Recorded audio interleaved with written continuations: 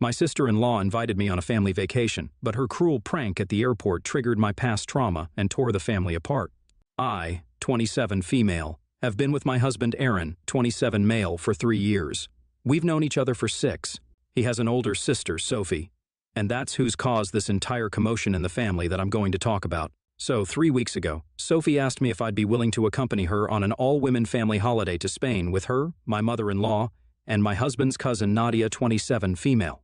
Nadia and Aaron are a lot closer than he and Sophie, in spite of being first cousins as opposed to biological siblings, because they were in the same grade and went to the same high school. As a result, I'm a lot closer to Nadia as well. Initially, I wasn't too inclined to go on a family vacation because I didn't think it would be that fun with Sophie and my mother-in-law. But afterwards, Nadia and I had a chat, and she told me that she wanted a break, so she was willing to go and wanted me to come along too. She convinced me, and I agreed to go on the trip. Sophie was the one sponsoring the flight tickets and the stay at the hotel, which wasn't a problem for her whatsoever because she was filthy rich thanks to her husband, who's a neurosurgeon.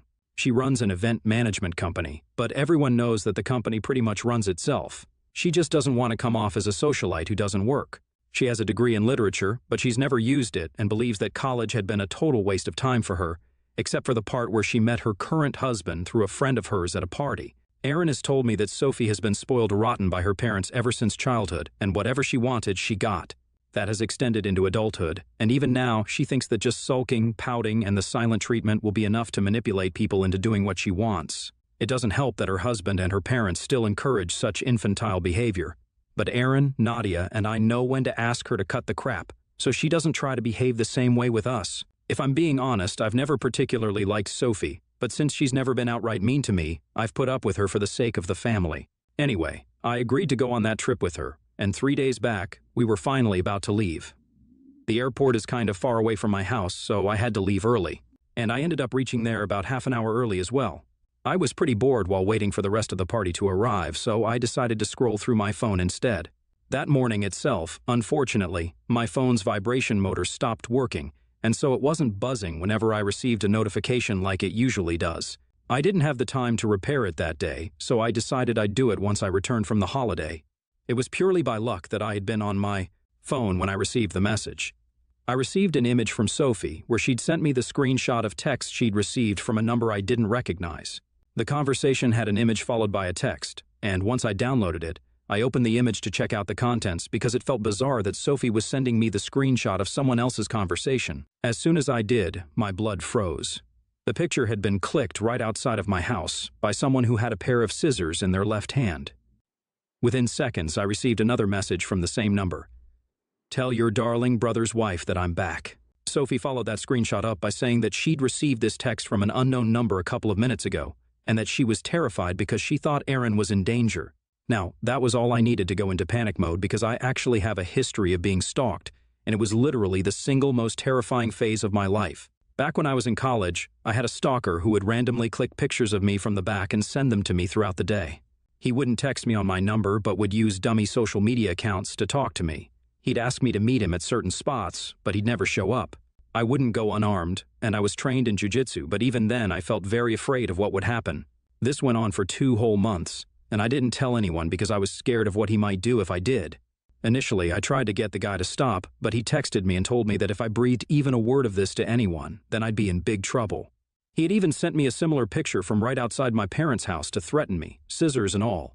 I was terrified, so I didn't tell anyone, and just kept silently praying for my safety whenever I'd have to attend classes. After the first few weeks, I stopped leaving my dorm room for anything but classes and food. Eventually, it got to a point where I refused to leave my room at all because I kept receiving pictures of myself so frequently. It was then that my roommate finally realized that something was wrong and forced me to tell her. After that, we went to the police to report this. Within a few days, an arrest had been made, and, very ironically, it happened to be a guy from the computer engineering department. He was a senior and had a history of making girls on campus feel creeped out or harassed. Unfortunately, he'd taken a liking to me, and so he started stalking me. Because he specialized in cyber safety, he was able to find out a lot about me from my social media accounts, which happened to be public at the time. He'd also simultaneously been stalking another girl who hadn't reported this for the same reasons as me. Once he was caught, he was kicked out of college, and that was the end of him terrorizing me and other women. From what I heard, his parents took him back after a couple of days, and he ended up back in his home country. It's been several years since that, and I'd almost forgotten about him. But as soon as I saw that image, all the terror came rushing back, and I instantly called. I told Sophie to get to my house as soon as possible, but luckily forgot to mention that I'd already called the cops, because I was more concerned about trying to warn Aaron instead. I got a cab within minutes and started trying to call my husband desperately because I knew that he was still asleep. It was 8 in the morning at the time, and my husband has a tendency to sleep late on the weekends, so I knew it wouldn't be easy for me to get through to him. But luckily, he did answer me when I called him for the first time. I could tell that he'd just woken up because he sounded drowsy, but I didn't have time to spare, so I told him to arm himself with something heavy, lock himself in the bedroom, and block the door somehow. He was confused, but as soon as I mentioned the picture, he told me he understood and did as I told him. I stayed on the call with him throughout the 45-minute cab ride home, even as the cops arrived and inspected the house. I did not check my phone in the meantime, and since the vibration feature was gone, I wasn't getting any physical reminders from the notifications to remind me either. By the time I reached home, their inspection was almost over, and they hadn't found anyone suspicious in the vicinity. I was having a full-blown panic attack by the time I reached home, and it took me several minutes and half a bottle of water to finally calm down. The cops told me that they'd run the phone number through the system, and the only name that had come up was Fu Wilson. That wasn't my stalker's name, but a fake name for his phone number would be totally feasible. By then, I'd forgotten about Sophie and my phone and hadn't checked it in a while because I was just so relieved to see that Aaron was safe.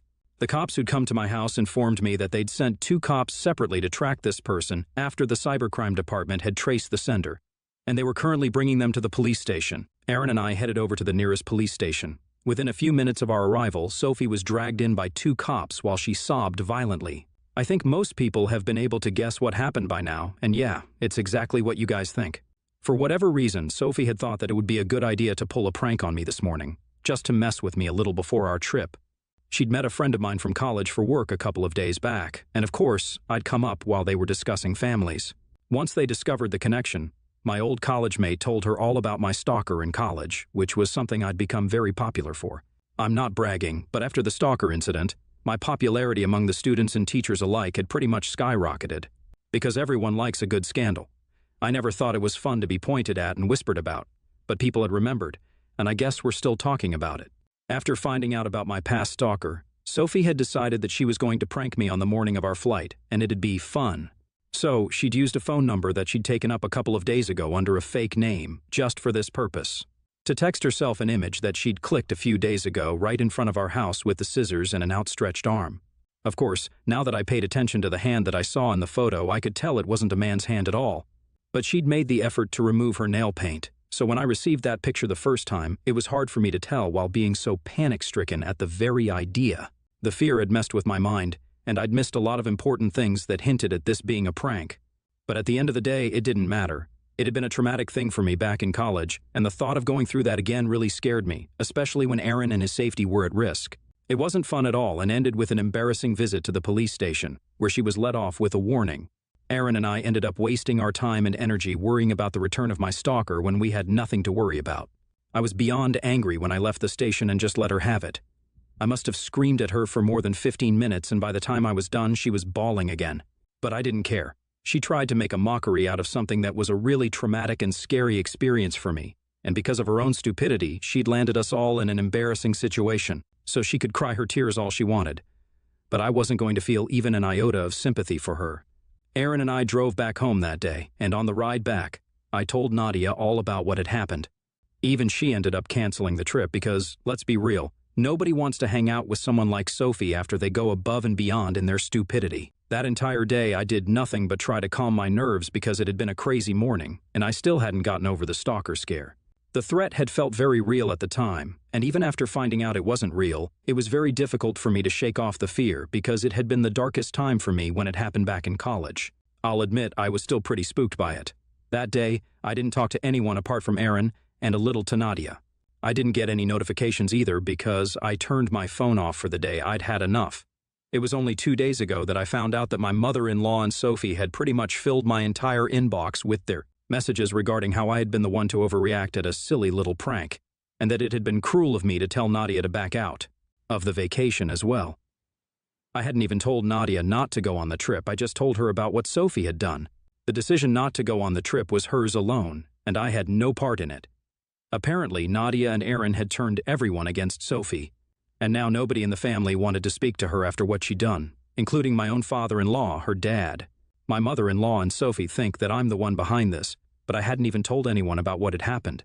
I couldn't have, because I didn't even use my phone that day. It was all Nadia and Aaron who'd informed the other cousins, and generally just the younger folks of the family, who are now cutting Sophie off. They think that I'm the one who now owes Sophie an apology because what she did was just a harmless prank. But what's happening to her is real and hurtful. She's being cut off by her own family, and that's why now she's the victim here. I spoke to Aaron about this after I read their texts, and he told me that there's no reason for me to feel sorry for her at all. Neither he nor Nadia feel sorry for telling everyone else about this. What she did to me was undoubtedly cruel and not just a harmless prank. It would have been harmless if it didn't trigger my past trauma to the point of making me unable to think or do anything else for an entire day, but we all know the mental toll that it took on me. I agree, because it wasn't harmless at all. I had been paralyzed with anxiety for one whole day because of what she did, so now she deserved every bit of this.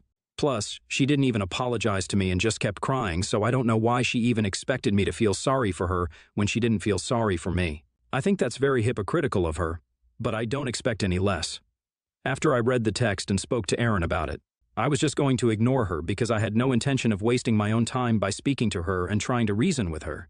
But she just kept texting me again and again. It was clear that she was just trying to make me feel guilty about what had happened, and I knew that she fully believed that she could manipulate me into apologizing and getting the family back on good terms with her again. It just got on my nerves after a while, so in a moment of frustration, I actually ended up responding to her. I texted her back saying that I was glad that she'd chosen to play such an insensitive and cruel prank on me, because that just revealed what an awful piece of work she was to everyone, and she only had herself to thank for the situation she was in right now. I also told her that I had nothing to do with the other relatives cutting her off, but I wish I did, because then I'd have the satisfaction of knowing that I'd helped in cleaning up the trash from the family. I ended the message by saying that she was as much of a pig on the inside as she was on the outside, referring to the fact that she was slightly on the chubby side. I'm not. Generally someone who judges people by their bodies, because I have been bullied for my own body in the past for being excessively skinny. But here, I just wanted Sophie to feel bad. I knew she was insecure about her weight, so that's where I chose to hit her because I knew it would hurt. I don't know if I was too hard on her, but I did feel good after I sent that message. I tried very hard to keep my opinions to myself and my temper under control. But she just kept texting me and went on pushing and pushing until I finally lost it. So I replied to her and called her trashy because that's how I felt about her after the prank she tried to pull off. I used to tolerate her earlier despite her spoiled and insensitive behavior, but this was way beyond my tolerance. Now, I kept my phone aside after sending her that text and tried to distract myself by watching a movie. I only came back to my phone after 3 hours. When I finally checked my messages, there was a new message from Sophie, where she said that she considered me a good friend of hers all along, and that's why she'd expected me to forgive a tiny mistake of hers without her having to beg for forgiveness, since it was implied that she was sorry. I don't know what that means, but I guess that made sense to her. Then she said that if I was just going to be rude to her, then I shouldn't have replied to her at all.